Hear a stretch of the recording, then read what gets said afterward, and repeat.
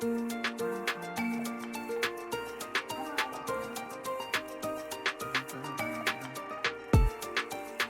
to Coffee and an Interview.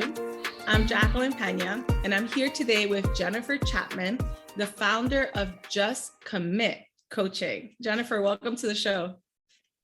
Thanks, Jackie, so much for having me.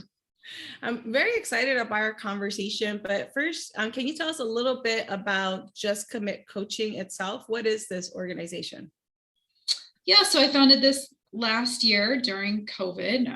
I thought, what a great time to create this business where I think so many people could use a coach, and I pride myself on really being a mindset coach, really focusing on no matter what is going on in your life and the events and challenges that may come your way, because that's going to happen to everybody. It's how do you deal with it? You know, how are you going to overcome that? Do you want to get back up, or are you going to stay down? And I really want to help those people get back up. So it's right now one-to-one. I could see it evolving in the future as far as, small group coaching and potential speaking opportunities and working with companies and businesses where I think this could be a valuable resource for their employees and things that they're going through right now when it comes to the mental and emotional health capacity of everybody and where it's at and where it needs to be. It's very interesting. And the one-on-one is very powerful. And I love how you help people get up from where they're at and not stay stuck, because we go through so much in life and we might not know how to move forward, and we might stay repeating certain cycles over and over again. There's just so much that happens when we go through a major life event. 100%. And those are the people that I've definitely met over this last year where they're finally ready to not want to be stuck anymore. And I love that, because that's the first step is knowing, is becoming aware, like this is no longer working for me. Mm-hmm. Very interesting. And so how did you get to this work? I feel like there's a story. There's always the power of story.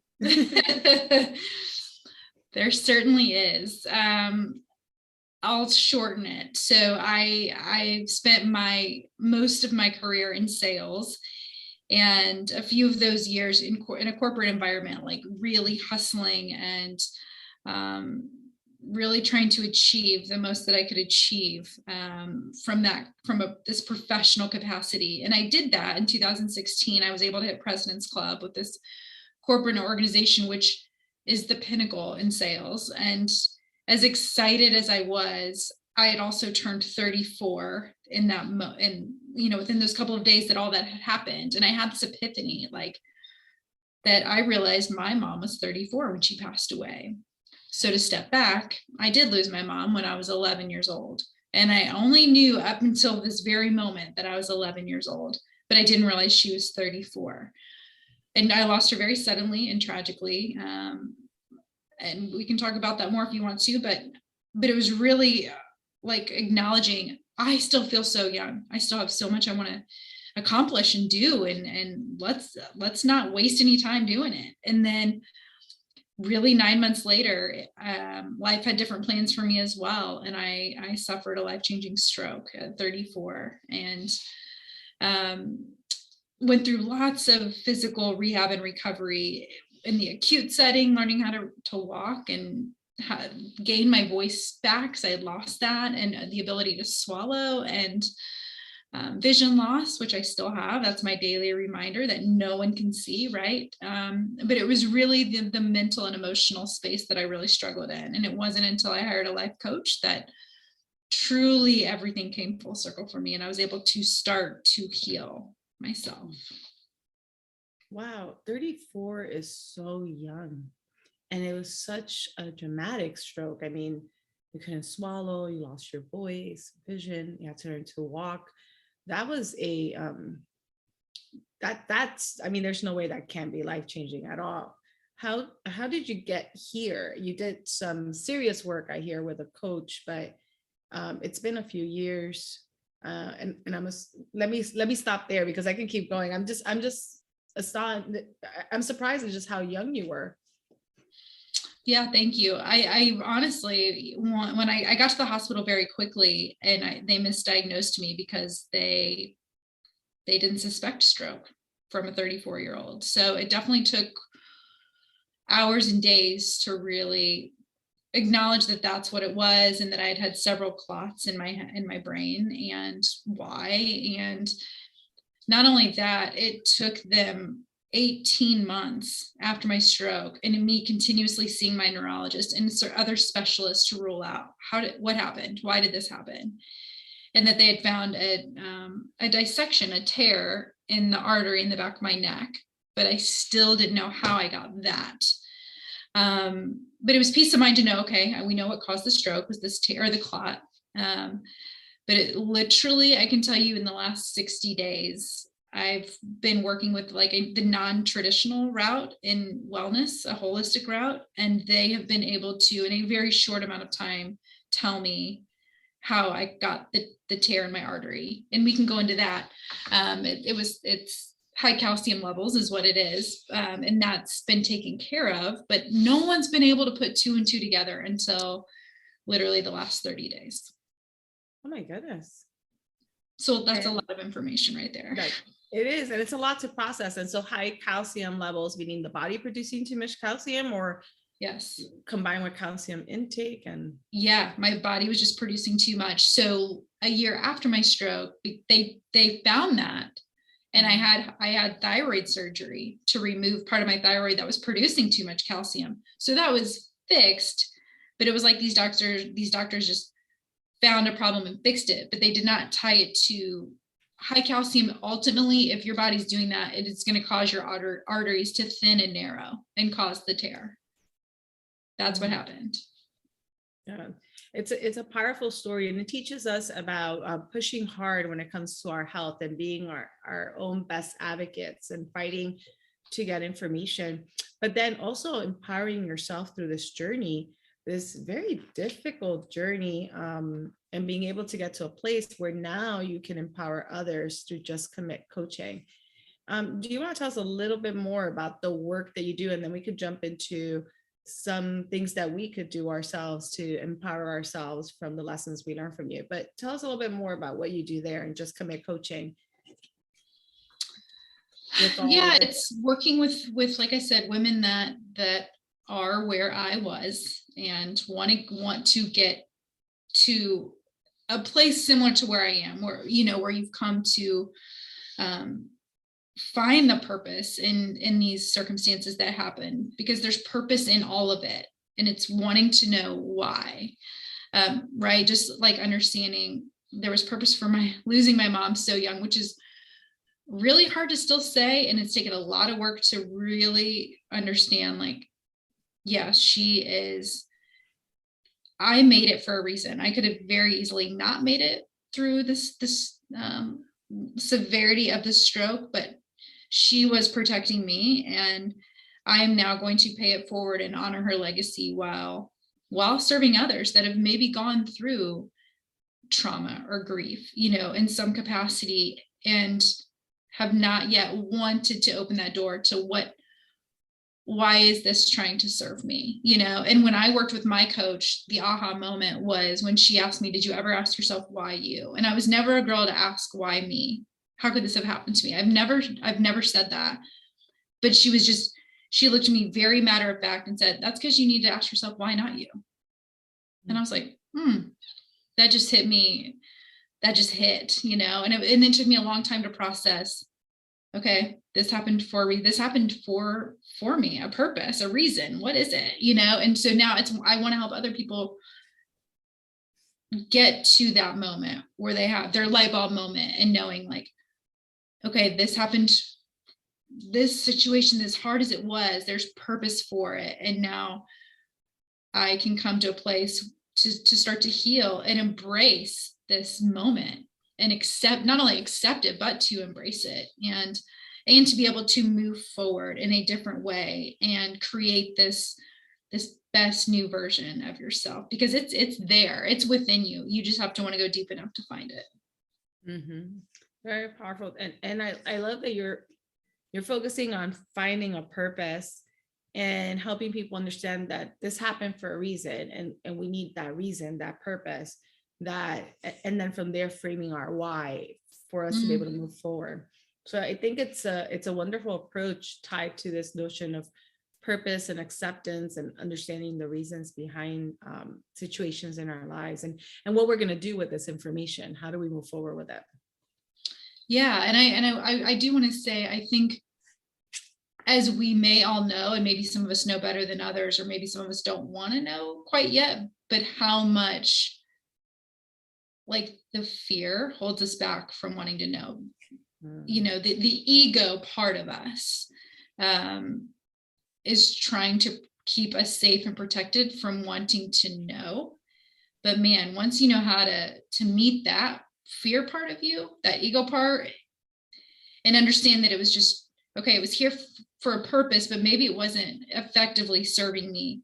Now it's time to accept it at this point, where I think a lot of us, when we go through trauma or, you know, tragedies, and I think I did for myself, losing my mom at a young age, thinking that I grieved properly, but I actually was just masking it for a very long time by, I was an athlete growing up. So being able to pick up a tennis racket literally weeks after all this happened, and really didn't put it, I played year round for the next 7 years. I thought I was handling it well by taking out maybe stress and frustration in playing, but really, did I handle it at all? I don't know if I truly did. And literally until the work I've done in the last couple of years to allow that to process, because it all needs to come up and out. And I think a lot of people are scared for that emotion to show up, right? So they resist it, they mask it, they numb it in whatever way that looks for them. And they don't want to face that part of them that's going to maybe hurt. But man, once it comes out, you're then able to move forward. Fear is very powerful, and I can see why people would be afraid to face some of these things and to tackle it. And it brings me to an idea we briefly mentioned right before the interview, thinking about all the things we've dealt with and how they've shaped who we are, but we might not realize it because we haven't really faced these things. We're afraid to. We have this concept of healing your inner child that we started talking about.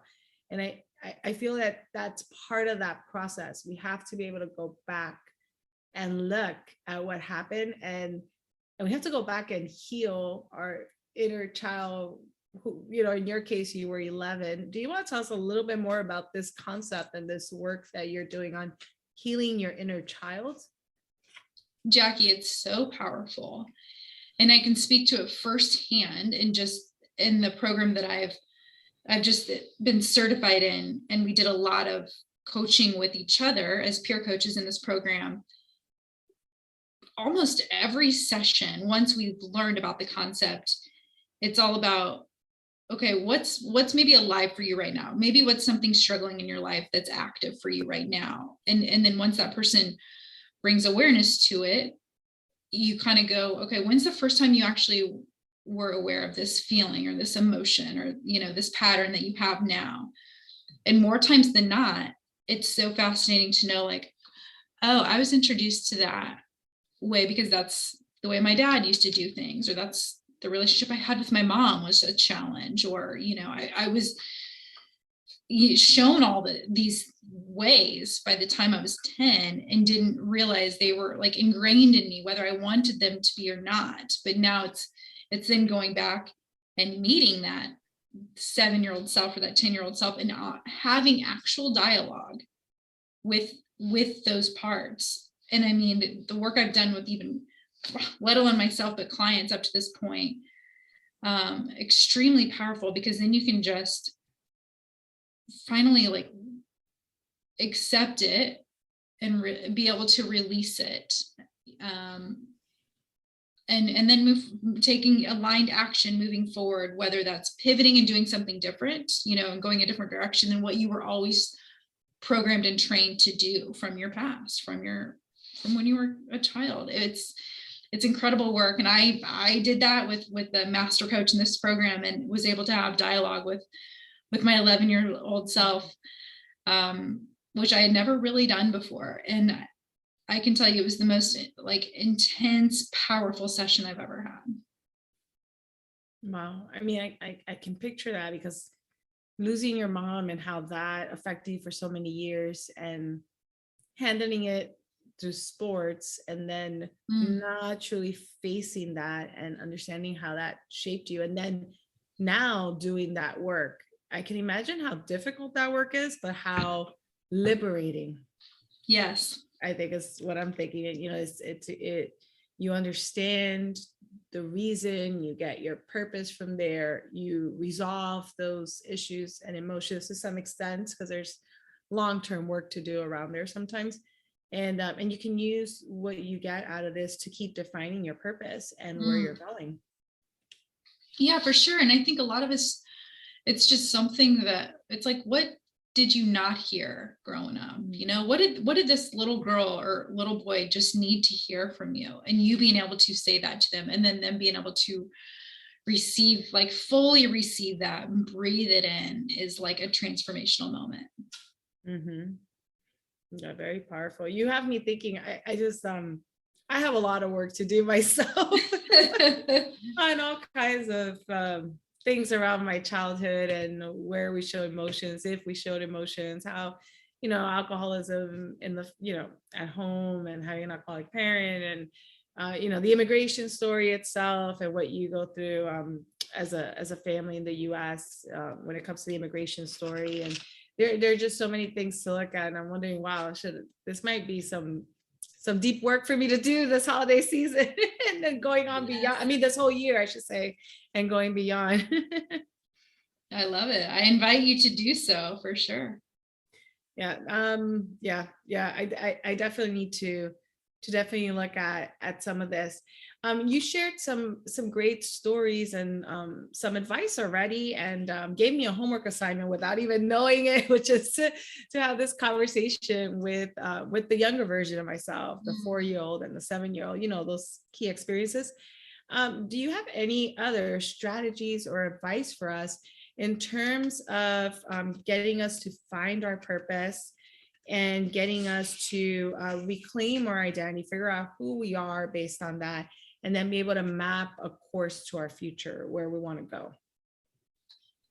Mm, That's a lot. That's it a is lot a of lot. pressure. Just obviously, I just want to leave a little nugget or two for folks to think about. I a thing that I've learned through, really, it's been a long healing journey, but much more obviously the last 4.5 years, no doubt about it, is controlling really controlling what you can control. And a huge component of that is your mindset. And I've really been focusing on embracing like a warrior mentality versus victim mentality. And I think I think that can relate to almost really any situation you're in. Is, are you going to let the situation control you, or are you going to take some ownership and control over that? Even in this last year and a half, are you going to let COVID control the way you're going to move forward in life, or do you want to step up and own it? And a friend of mine and we were chatting recently, and the phrase that you've maybe heard recently is, it's okay to not be okay. And that's true. But I would add to that, it's not okay to stay not okay. Mm. So you can certainly have your moment. You can certainly have your day. You know, we all have our days, but it's like, how long are you going to stay? You know, woe is me, pity me. You know, I don't want to get up today. Like, how many days in a row are you gonna let that happen before you're ready to step up and maybe even have that conversation with yourself in the mirror, like, I'm ready today. I love myself today. I'm going to do everything in my power today to make it, to be the best version I can possibly be today. You know, I think people, and including myself, can think that, and that's one thing, but to actually say it out loud, who cares if anyone else hears you? No, they're not meant to. It's for you. So I would just invite people to start to reframe their thoughts and not focus on what I can't do, what's impossible versus what I'm capable of. What can I do? And it can be something small, but celebrate that each and every day. I think you have to, another thing I would add is just celebrating your small daily wins, because man, those small wins are the big ones these days. I love those. I'm writing these down for myself. Jackie, I love it. I love it. But I think, reframing our thoughts, I think we are pretty negative a lot of times. And we're always thinking about, I can't do this, or I don't know how to do this. And I don't know how many of us really take a moment to say, well, I can do this. I know how to do that. Right. And just pointing out those strengths. And then celebrating our wins of all sizes.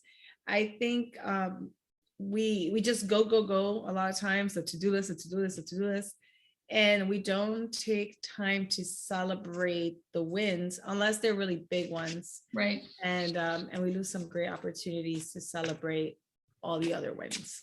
Yeah, I know we're wrapping up soon probably, but I can just attest to myself not giving myself enough credit for everything I've actually been through and done. And that's what this program has done for me, is these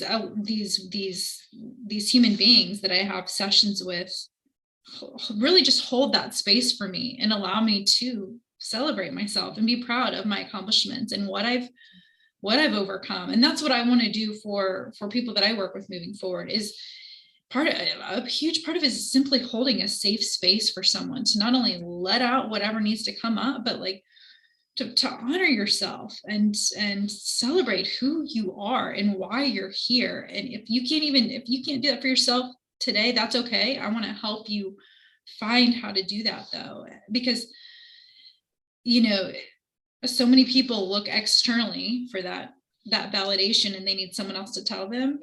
But ultimately, no doubt about it, it is within you, and I just want to help you find it. Thank you. No, it's very powerful, and we really appreciate it. You provided us with some great information to get us thinking about this process of empowering ourselves by understanding the reason behind things, finding our purpose, reclaiming our identity, and charting our future, which I love that phrasing that's on your website.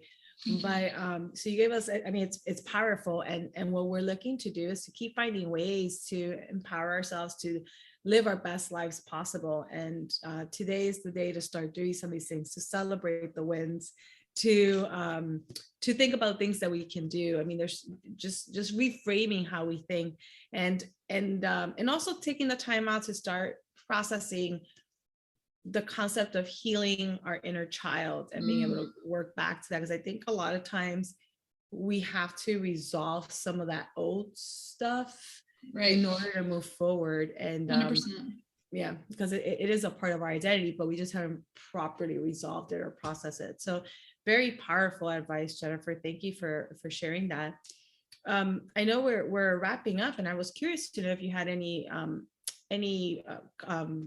as we get closer to that, any other thoughts or words of advice or anything to really help us as we chart our future. I mean, 2020 was a struggle.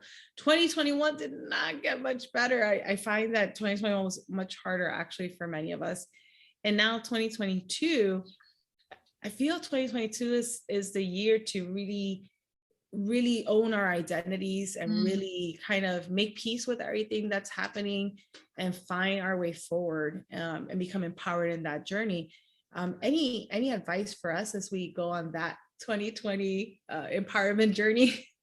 I know, right? I do think, even though 2021 has been just as challenging, if not more so, it's still being able to not let it dictate how we want to move forward. Don't let that, as huge as it is, and obviously a lot of it we can't control, but there's still enough that you can't control to create who you still want to become. And I just invite people to be resourceful, ask for help, ask for support. Ultimately, you have to want to do the work on yourself, but find that person that's right for you, whether it's me or someone else, and to maybe give you some extra tips or tools to try on and see what's going to fit for you and work for you moving forward.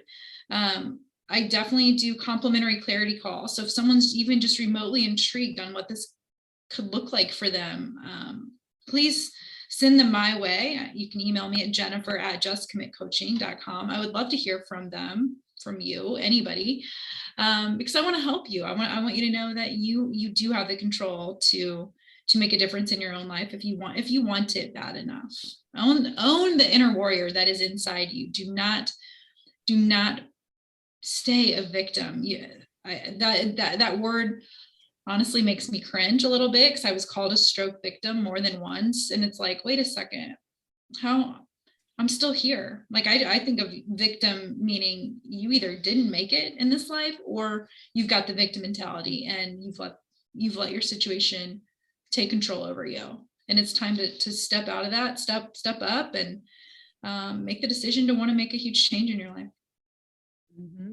Be a warrior. I love yes, that. Man. That's yes, it. Jackie. Yes. Be a warrior. Take control. And I think those are powerful words. And for our listeners, you just heard Jennifer offer some clarity calls or conversations. The resources from this interview, including her email address, her website, and other ways to connect. Those are all on the resources section of the description for this episode. So you could just click on the link, or depending on your platform for podcasts, you might have to copy and paste it into the web browser. But check out the resources, because the website's powerful. And if you want to have a conversation, you have the email there to reach out to Jennifer. Jennifer, this has been a very powerful interview. I think the timing is right. We've been through a couple of rough years, and as a collective and as individuals. And there's a lot more. It's not just what's been happening these years. It's compounded with other stuff. And now's the time for us to understand the reasons behind things, find that purpose, reclaim our lives, be warriors, don't be victims, and chart that journey for yourselves. Empower yourself and continue empowering yourself through that journey. Thanks for having me. No, thank you for joining us. And to our listeners, thank you for listening to this episode. Thank you for listening. Check out the resources, Just Commit Coaching, and try to find one or two strategies from our conversation today that you might want to try as you create the future version of yourself, and you go through 2020 trying to find different ways to empower yourself to get to that destination you're creating for yourself. So definitely check out the resources, and continue listening to our other episodes. Replay this episode if you want to go back and learn more about those strategies and hear it again. And I do invite everyone to also journal through this process. I think a lot of our conversations about understanding things that have happened, looking at our purpose, healing the inner child, these are great opportunities to journal, as well as even reflective journaling at the end of the day, thinking about the day's wins. What are your daily wins? Yes. What are the things you can do? These are very positive things to do to continue empowering yourself on your journey. So Jennifer, thank you for all these tips once again, and for being a guest on Coffee and an Interview. Thanks so much, Jackie.